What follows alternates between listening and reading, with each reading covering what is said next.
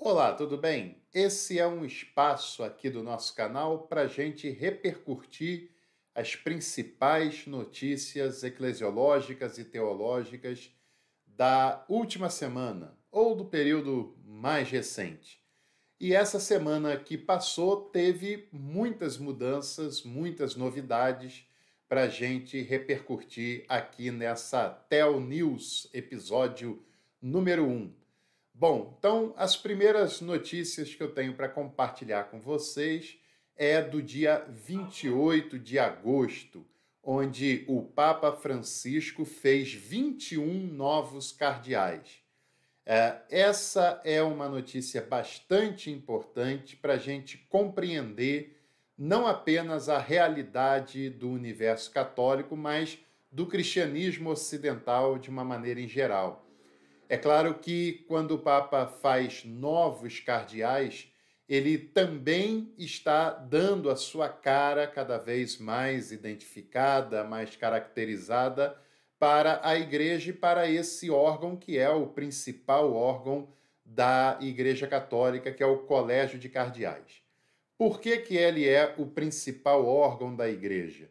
Porque é dentre esses cardeais, embora a lei dá a possibilidade de uma pessoa fora desse colégio cardinalício, mas na prática é um desses cardeais que será o sucessor do Papa Francisco num eventual conclave.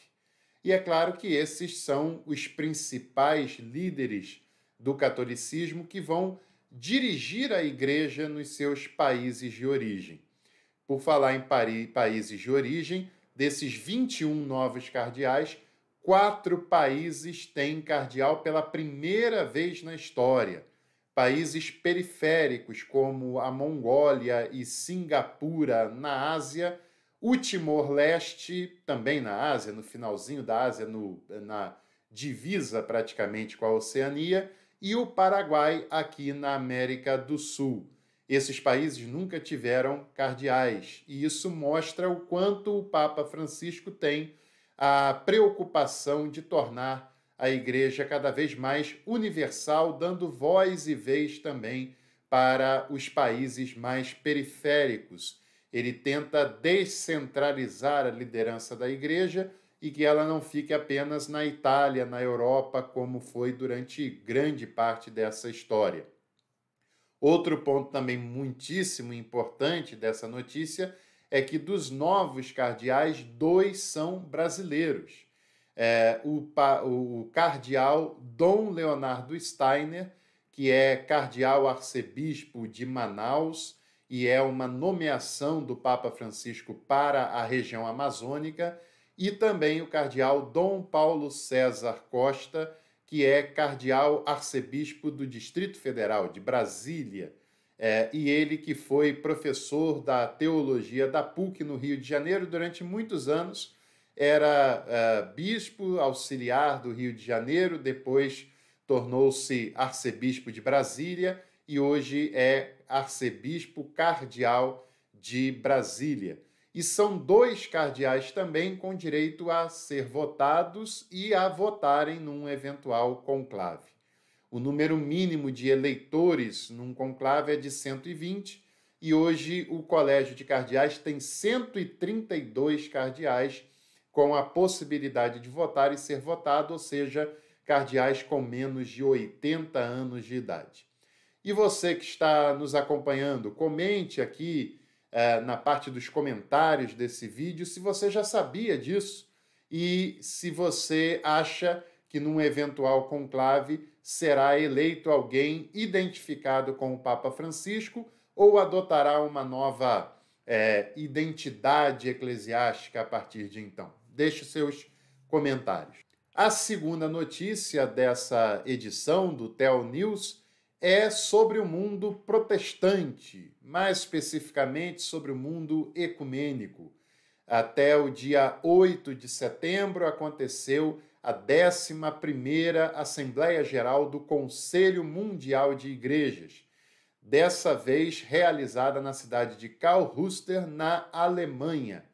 A primeira Assembleia Geral do Conselho Mundial de Igrejas foi realizada em 1948, logo após a Segunda Guerra Mundial, na cidade de Amsterdã, na Holanda. E naquela ocasião, claro, um dos participantes de maior destaque foi o teólogo suíço Karl Barth, que inclusive fez uma das palestras principais daquela reunião tão importante. De lá para cá, 11 Assembleias Gerais foram organizadas. Essa é a 11ª e pela primeira vez está sendo organizada na Alemanha, porque o Conselho Mundial de Igrejas tem uma filosofia de trabalho muito interessante, que é levar as suas Assembleias Gerais para países periféricos e não apenas privilegiar os países mais desenvolvidos. Por exemplo, quando a Assembleia Geral comemorou 50 anos, foi realizada no Zimbábue, na África. E não foi a única vez que a Assembleia Geral foi sediada na África, também já teve Assembleia no Quênia, na cidade de Nairobi, no Quênia. Como também já teve reuniões na Ásia, na cidade de Busan, na Coreia do Sul. Aliás, foi a mais recente, em 2013, e também em Nova Delhi, na Índia. E aqui no Brasil também já teve a Assembleia do Conselho Mundial de Igreja, foi no ano de 2006, a 9ª Assembleia Geral, na cidade de Porto Alegre, no Rio Grande do Sul. É claro que teólogos e pesquisadores brasileiros fazem parte do Conselho Mundial de Igrejas e participaram dessa 11ª Assembleia Geral, como, por exemplo, Raimundo César Barreto, como, por exemplo, também a Magali Cunha, que é uma pesquisadora metodista muito dedicada a essa causa e que tem experiência no CONIC, que é o órgão brasileiro, no CMI, nas Assembleias Gerais do Conselho Mundial de Igrejas, e uma pessoa que tem dado uma contribuição enorme para essa área. Então, esse assunto que é pouco falado no Brasil, a não ser por essas pessoas que eu citei e outros que também participaram, como Rudolf von Sinner e outros nomes importantes, infelizmente esse evento não tem a adesão e a divulgação no Brasil que deveria ter. Até porque grande parte do protestantismo no Brasil é muito conservador e não dá tanta atenção a um evento tão relevante, tão importante quanto é o Conselho Mundial de Igreja. E a terceira e última notícia para a gente repercutir nesta edição do Theo News é sobre a beatificação do Papa João Paulo I. Particularmente, eu simpatizo muito com a história do Papa João Paulo I, que foi chamado de Papa Sorriso, eleito em 1978, e que, infelizmente, teve um pontificado muito breve. Ele morreu 33 dias depois de tomar posse como Papa. Foi o primeiro Papa a não usar a tiara papal na sua posse. Foi o primeiro Papa a adotar um nome composto de pontificado. Foi o primeiro Papa a fazer a sua primeira aparição pública com roupas muito mais leves e muito menos cerimoniais da história, e foi considerado o Papa Sorriso por causa da sua simpatia, da sua popularidade, mas, infelizmente, o Papa João Paulo I faleceu prematuramente, pouco mais de um mês após começar o seu pontificado.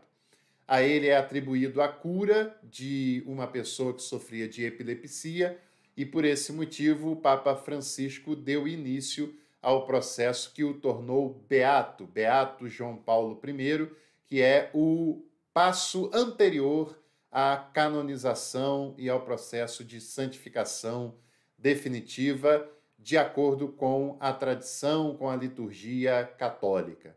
Então, essas são notícias dos últimos dias, das últimas semanas, para que a gente possa estar antenado, atualizado com aquilo que tem acontecido no universo, principalmente cristão, e especialmente no universo eclesial e teológico, né? São notícias com implicações teológicas também.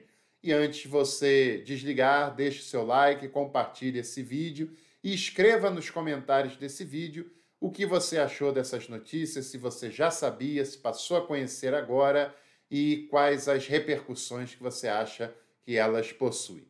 Um abraço, se ligue no conteúdo do nosso canal que a gente volta muito em breve. Até lá!